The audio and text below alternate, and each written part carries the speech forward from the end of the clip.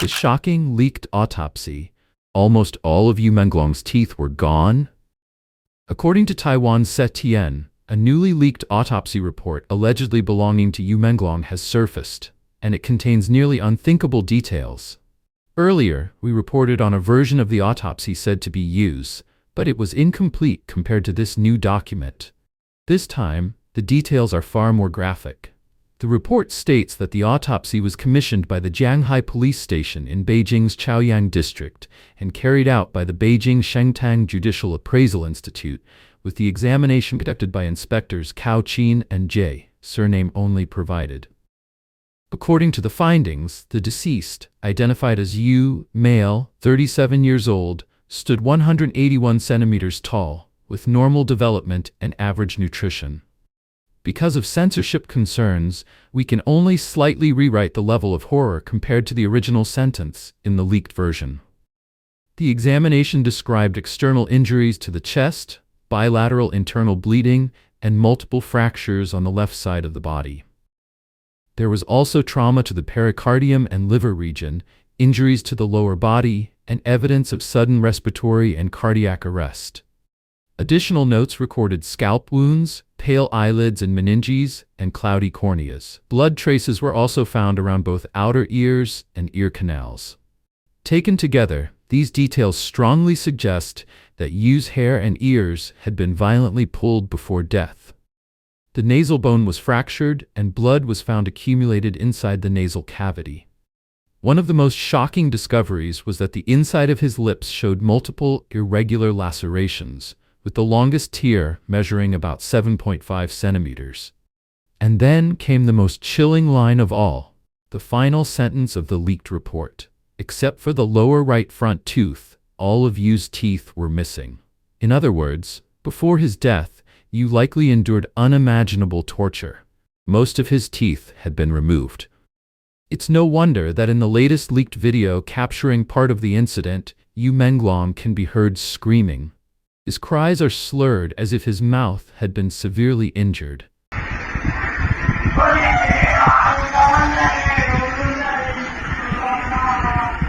However, the authenticity of this autopsy report remains debated among netizens.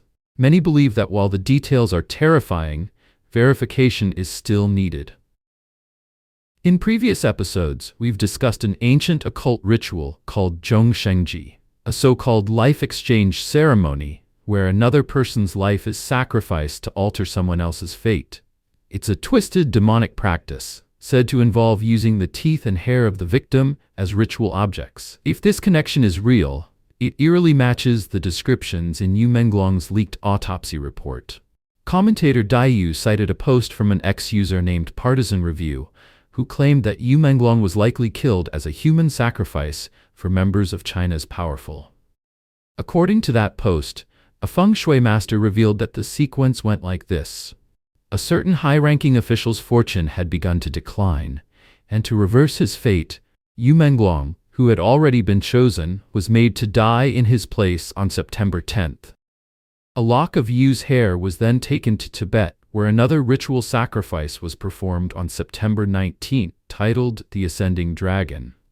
The post also claimed that blogger Luo Yonghao's public controversy on September 10th was deliberately used to distract the public from Yu's death.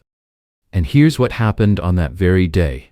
September 10th, 2025, the same day Yu Menglong died, Luo Yonghao, a well-known Chinese entrepreneur and internet celebrity, posted a viral complaint against the restaurant chain Xi. He claimed that when he dined there, almost every dish was pre-made and overpriced, urging lawmakers to require restaurants to disclose whether their food is pre-prepared. In response, Xi's founder Jia Guolong publicly denied the accusation, insisted that Xi never uses pre-made dishes, announced that all branch kitchens would be open for public inspection, and even hinted at suing Luo Yonghao. The dispute quickly dominated Chinese state media headlines, drawing enormous attention. According to the X account Partisan Review, this sudden media frenzy was not accidental. It was a calculated move to divert attention away from the Yu Menglong case. That, of course, was the blogger's interpretation. From this perspective, China's top leader is said to have performed an entire series of dark rituals to extend his life, from live human sacrifices to the creation of dragon-shaped clouds over Tibet, all for his own selfish pursuit of power. But did these sinister acts really work? Let's look at the explosive article that has everyone talking. Can Xi escape heaven's net? Fate sealed in 2026 to 2027?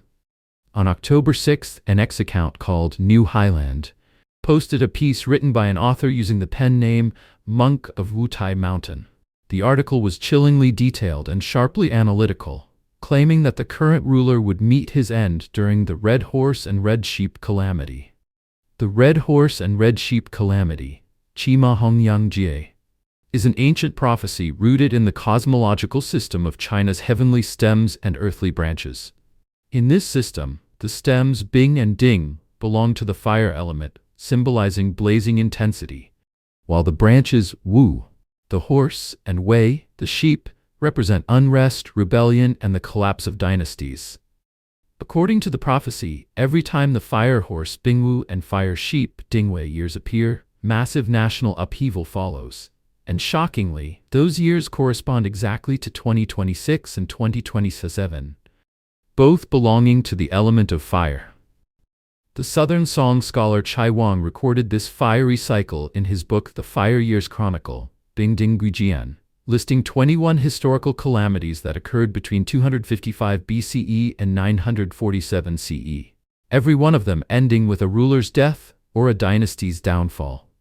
The article then laid out several striking examples to illustrate this red horse and red sheep pattern through history. In 1127, Dingwei year, during the Jingkang incident of the Northern Song, 2 emperors and the royal family were captured and taken north as prisoners, forcing the remaining court to flee south and splitting the empire in two. In 1907, another Dingwei year, Emperor Guangxu and Empress Dowager Cixi died within days of each other. The Qing dynasty spiraled into chaos, and the Xinhai Revolution erupted soon after. In 1966, the Bingwu year, the Cultural Revolution erupted, plunging the nation into chaos. Though Mao Zedong survived, the regime itself was shaken to its core, much like the collapse of an old dynasty. A decade later in 1976, the Bingchen year, associated with the fire element, Mao passed away. The monk of Wutai Mountain concluded that this historical cycle is repeating itself once again. According to the prophecy, Xi Jinping, born in 1953, the year of the water snake, will be 73 when the fiery years 2026 to 2027 arrive, the very threshold of destiny's reckoning. The article warns that his downfall could stem from sudden illness, internal power struggles, or war, triggering a leadership vacuum that could plunge the nation into collapse, the ultimate fulfillment of the Red Horse and Red Sheep calamity. It further explains that the fire years of 2026-2027 are regarded as the greatest trial since the founding of the communist regime. The folk prophet Lu Bowen, in his Tui Bei Tu, foresaw a great transformation of China, predicting that nuclear confrontation, social upheaval, and regime change could ignite without warning. Domestically, bullying and violence are intensifying. An increasing number of officials have been attacked, and protests are erupting across the country, turning society into a powder keg ready to explode. Youth unemployment is soaring, corruption continues to spread, and hundreds of millions of families are slipping deeper into poverty. On the global stage, 2025 marks the dawn of a new multipolar era of crisis. As the geopolitical landscape turns volatile, another powder keg waiting for a spark. Heaven's law always turns. Who can escape its judgment? Between 2026 and 2027, as the fire horse and fire goat years surge forward, Xi Jinping's so-called Chinese dream will meet a tragic end. Power is fleeting.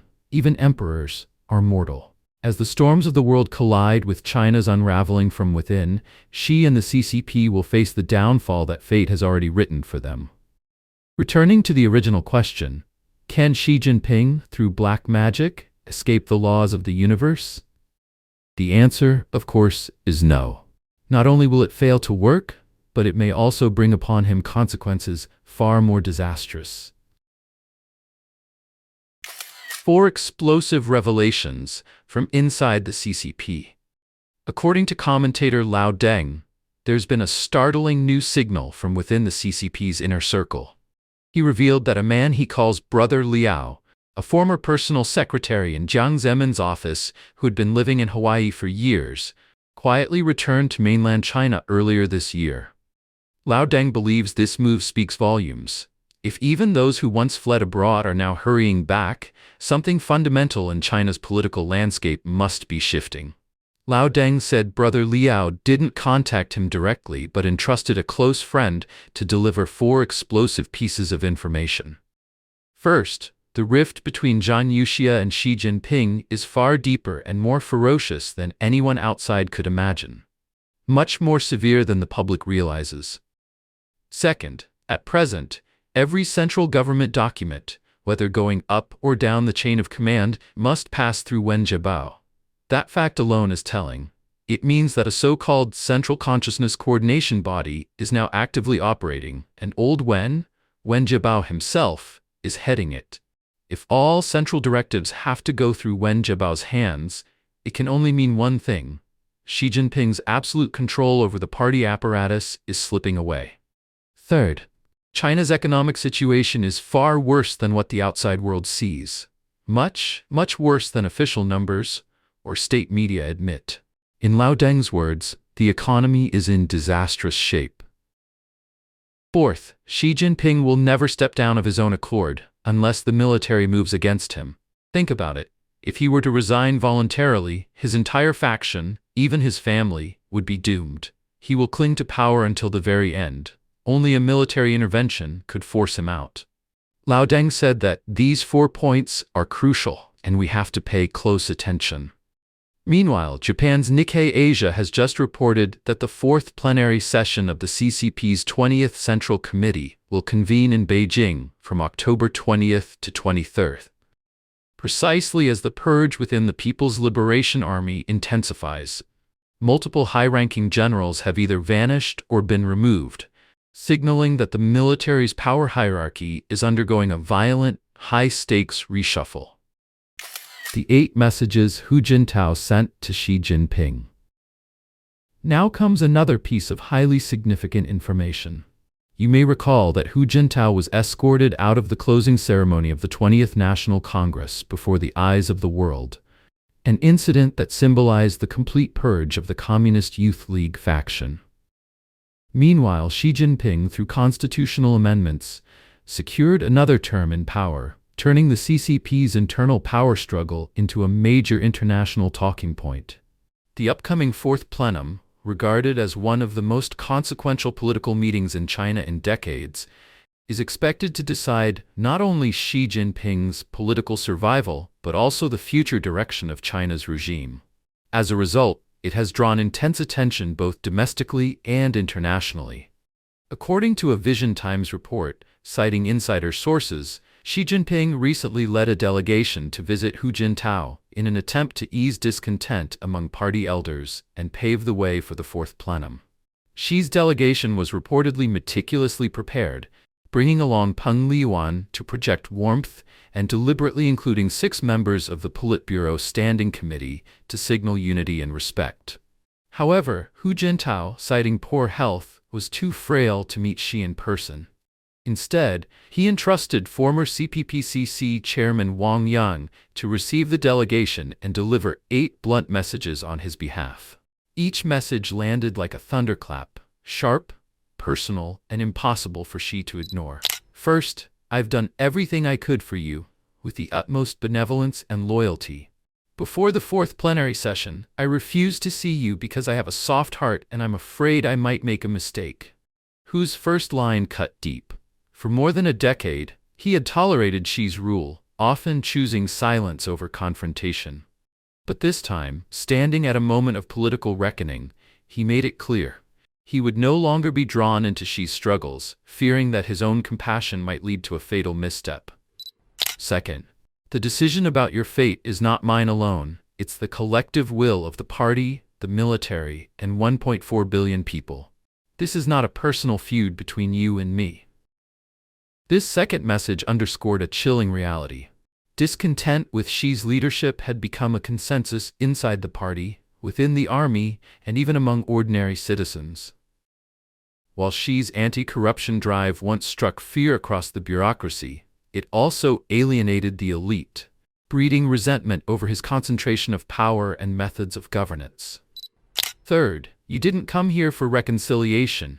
You came to protect your power. You seek lifelong rule or to control the party from behind the curtain.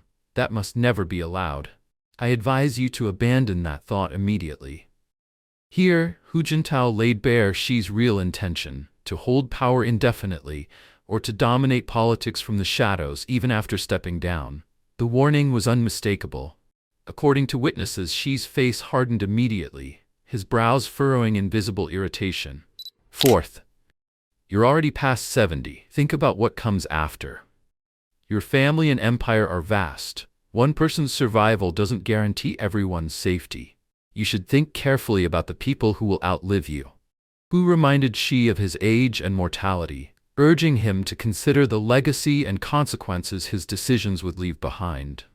The line carried a double meaning, a personal warning to Xi and a broader hint about his family's immense interests and exposure. In today's climate of political purges and scrutiny, Hu's words were a clear alarm bell for Xi's inner circle. Fifth, reflect on your standards for choosing people. Most of the recently fallen generals and local officials rose through flattery and sycophancy. Your governance has done tremendous harm to the nation. This was one of the hardest blows. Hu directly criticized Xi's personnel policy, arguing that loyalty had replaced competence, leading to widespread corruption, dysfunction, and fear across the system.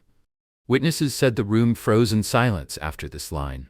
Even the 6 standing committee members behind Xi were visibly uneasy, their expressions flickering between shock and discomfort. Sixth, Li Keqiang was a good comrade. His death still pains me deeply. He was merely a scholar. He posed no threat to anyone. Hu's tone softened but turned mournful. His message was layered, both a tribute to the late Premier Li Keqiang and an implicit suspicion that his death was unnatural. Inside and outside China, Li's sudden passing in 2023 had stirred speculation. Hu's remark rekindled the sense that something darker may have been at play. Seventh, I respected Xi Jinping as a true revolutionary. You should inherit your father's spirit, not stray further and further down the ultra-leftist path. This was an unmistakable rebuke. Hu accused Xi of betraying the pragmatic and reformist legacy of his father, the revolutionary Xi Jinping. His critique targeted Xi's ideological turn, warning that he was leading the party down a path of isolation and regression. Eighth, reflect deeply on what Chairman Mao meant by serve the people. Hu's final line landed like a verdict. It questioned Xi's legitimacy and moral foundation, forcing him to confront whether his rule still aligned with the people's interests. According to those present, Xi's face turned ashen, and the room's tension dropped to freezing point. After Wang Yang finished conveying the 8 messages, Xi did not respond. He exchanged brief courtesies, then left abruptly with Peng Liyuan and the 6 Politburo Standing Committee members. Witnesses described his expression as dark as a storm cloud, deeply shaken but unwilling to show weakness. Soon after returning, Xi summoned his closest allies for an emergency meeting to discuss how to handle growing dissent within the party. Meanwhile, Hu Jintao's 8 admonitions quietly spread among retired senior cadres, many of whom reportedly expressed agreement with his words. Whether this account is genuine or not, it vividly reflects Xi Jinping's struggle to survive politically and the wariness of anti-Xi factions.